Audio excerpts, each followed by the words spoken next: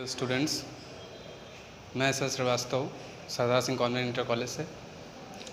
आज मैं ग्रामर में 6th, 7th, 8th तीनों ही बुक्स में इंट्रोडक्शन चैप्टर दिया है जिसमें सेम चीज़ें बताई गई हैं। तो ये कॉमन चैप्टर है, 6th में भी यूज़ है, 7th में भी और 8th में भी। यही मैं बताने जा रहा हूँ। इंट्रोडक्शन वीडियो है, इसमें ग्रामर क्या होता है, वर्ड्स क्या होते हैं, लेटर क्या होते हैं, सेंटेंस क्या होता है, यही सब बताया गया है। तो इनकी डेफिनेशंस दी गई हैं, इन्हीं के बारे में मैं बताऊंगा। देखिए, सबसे पहले ग्रामर की डेफिनेशन दी होगी आपकी बुक में, हिंदी में दे रखी है बुक में, मगर मैंने इंग्लिश में लिखे हैं, इंग्लिश में बता रहा हूँ और इंग्लिश में ही आप लोगों को राइट करना है कॉपी में। लिखा हुआ है ब्लैक बोर्ड, ग्रीन बोर्ड पे आप सामने देखेंगे, लिखा हुआ है the rules of a language, for example forming words or joining words together in a sentence. आप रेगुलर एक पढ़ते आ रहे थे ग्रामर की डेफिनेशन, वो ना लिख के मैंने दूसरी लिखी हुई है क्योंकि आप बहुत टाइम से वही पढ़ते आ रहे हैं। The rules of a language, for example forming words or joining words together in a sentence is called grammar. ऐसे कह सकते हैं आप। मतलब किसी भाषा के वे नियम जिनसे किसी सेंटेंस को यानी किसी वाक्य को बनाना या शब्दों को जोड़ के कैसे वाक्य को बनाया जाता है, ये हम सीखते हैं। शब्दों को सही क्रम में जोड़कर एक वाक्य कैसे बनाया जाता है, ये हम सीखते हैं। इसके बाद देखिए लेटर। लेटर क्या होते हैं? लेटर किसी भाषा का सबसे छोटी इकाई होती है। सबसे छोटी इकाई होती है लेटर, जिसकी सहायता से सारी चीज़ें पॉसिबल हो पाती हैं, एक भाषा का निर्माण होता है, ये समझ लीजिए।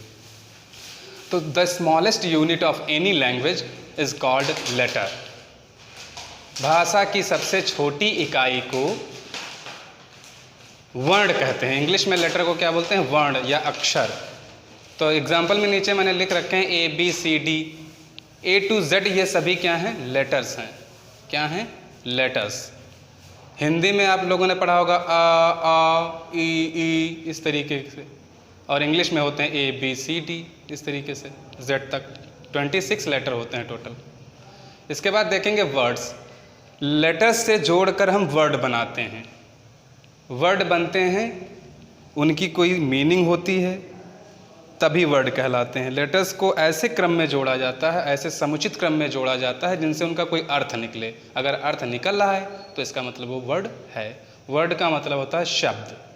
A group of letters which gives complete sense.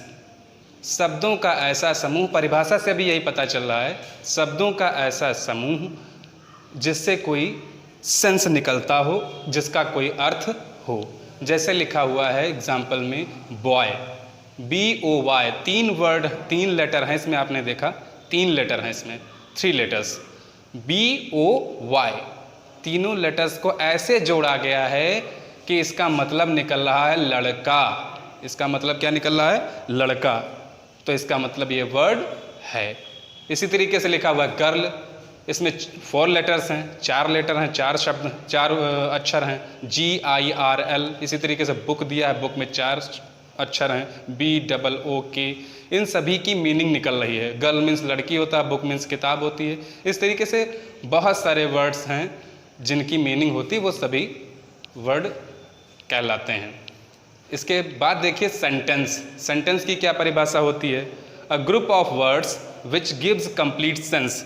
अब इससे पहले आपने देखा अ ग्रुप ऑफ लेटर्स, अब इसमें लिखा है a group of words. Group of letters वो होता था अक्षरों का समूह, वर्णों का समूह, उसे शब्द कहते थे।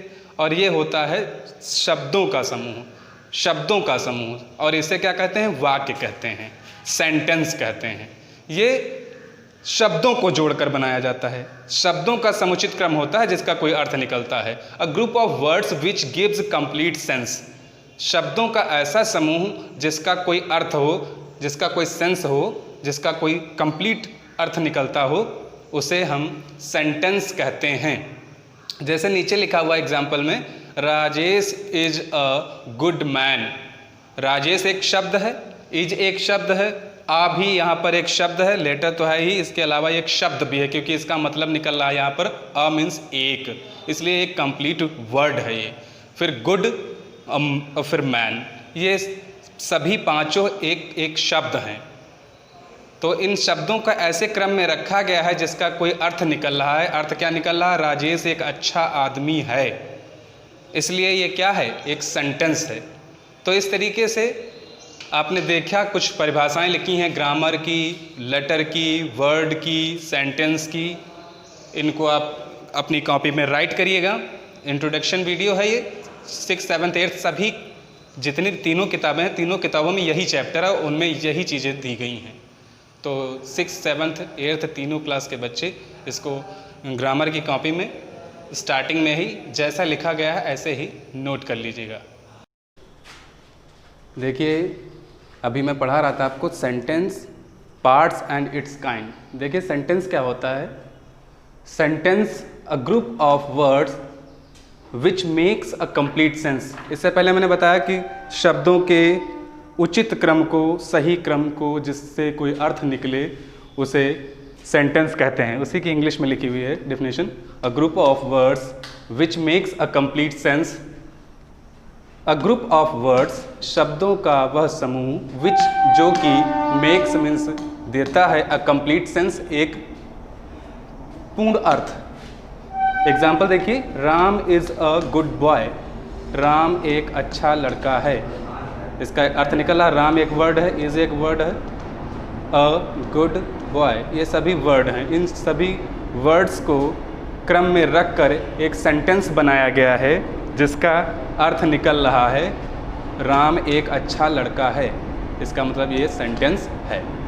देखिए पार्ट्स ऑफ सेंटेंस, वाक्य के भाग। वाक्य के भाग कितने होते हैं? वाक्य के भाग होते हैं दो, सब्जेक्ट, सेकंड प्रेडिकेट। किसी भी वाक्य में दो भाग होते हैं, एक सब्जेक्ट होता है, दूसरा प्रेडिकेट होता है। देखिए जैसे एग्जाम्पल आपने देखा है Ram is a good boy, इसमें दो भाग हैं, एक सब्जेक्ट है और एक प्रेडिकेट है। तो सब्जेक्ट क्या है? वर्ब से पहले का भाग सब्जेक्ट होता है और वर्ब सहित वर्ब के बाद का भाग प्रेडिकेट होता है। यानी कि राम क्या है? सब्जेक्ट है, ये वर्ब से पहले दिया है राम, ये सब्जेक्ट है, और वर्ब सहित वर्ब के बाद का भाग प्रेडिकेट होता है। यहाँ पे नीचे लिखा हुआ है राम सब्जेक्ट है, is a good boy predicate है, ही वॉज अ लॉयर, तो ये ही जो है सब्जेक्ट है, वॉज अ लॉयर ये प्रेडिकेट है।